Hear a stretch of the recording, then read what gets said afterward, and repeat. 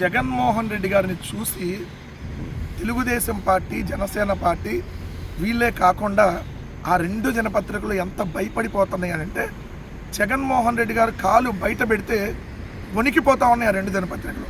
మొన్నటికి మనం చూసాం, హైదరాబాద్లో ఏదైతే పూనకాలు లోడింగ్ లాగా జగన్మోహన్ రెడ్డి గారు వస్తే బేగంపేట నుంచి ఏదైతే నాంపల్లి నుంచి లోటస్ పాండ్, మళ్ళీ లోటస్ పాండ్ నుంచి బేగంపేటకి వేలాదిగా జగన్మోహన్ రెడ్డి గారి కోసం జనం రోడ్ల మీద కిక్కిరిసిపోయి ఏ విధంగా జగన్ గారికి కరచాలనం చేయాలని చెప్పి జనం వచ్చినటువంటి పరిస్థితిని మనం చూస్తే అదొక ఏడుపు.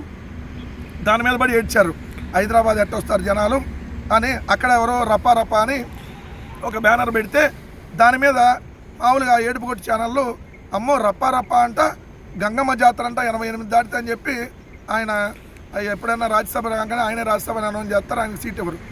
ఎప్పుడైనా గవర్నర్ రాగానే కాబోయే గవర్నర్ అంటారు, ఆయనకి ఇప్పటివరకు ఏం లేదు. అదే వరలరామయ్య గారు, ఆయనతో వచ్చి మన ప్రెస్ మీట్ పెట్టించి మళ్ళీ కామెడీ చేశారు, ఏది రప్పా అంటున్నారని.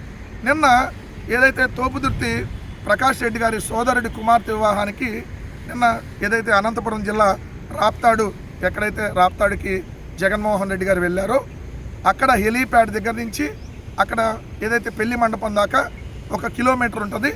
ఆ కిలోమీటరు అర్ధ కిలోమీటర్ ఉంటుంది. దానికి సంబంధించి అక్కడ వేలాదిగా జగన్మోహన్ రెడ్డి గారి కోసం జనాలు వస్తే దాని మీద పడి ఏడుపులు. ఈనాడు ఏడుస్తూ ఏమి రాసింది, సందర్భం ఏదైనా రప్పానే.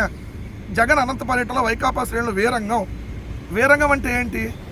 ఎవడన్నా చెప్పులు తీసుకొని అంతామన్నారా, పేకలు పిసికి చంపేస్తామన్నారా, కారు మీద ఎక్కి డ్యాన్సులు వేస్తా వెళ్ళారా, రోడ్ల మీద పడుకొని ఏమైనా వెళ్ళారా? ఏదైతే రప్పా అని ప్లకార్డు పట్టుకుంటే వీరంగమా? మీరు ఇలానే వీరంగం అంటే ఇంకా ఎక్కువ పట్టుకుంటారు. మీరే లేని పబ్లిసిటీ ఇస్తున్నారు. రప్పా అనేది మీరే ఆ పబ్లిసిటీ మీరు ఎందుకు చేస్తున్నారు?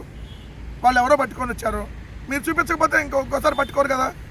సో రప్పా అని చెప్పి వైకాపా నాయకులు, కార్యకర్తలు రెచ్చిపోయారంట, నినాదాలు చేస్తూ ప్లకార్డులు ప్రదర్శించారంట. జగన్ కాన్వాయ్ ముందు పరుగులు తీస్తూ ఈలలు, కేకలు, డ్యాన్సులతో ట్రాఫిక్ అంతరాయం కలిగించడంలో ప్రయాణికులు, వాహనదారులు ఏదో తీవ్ర ఇబ్బందులు పడ్డారంట.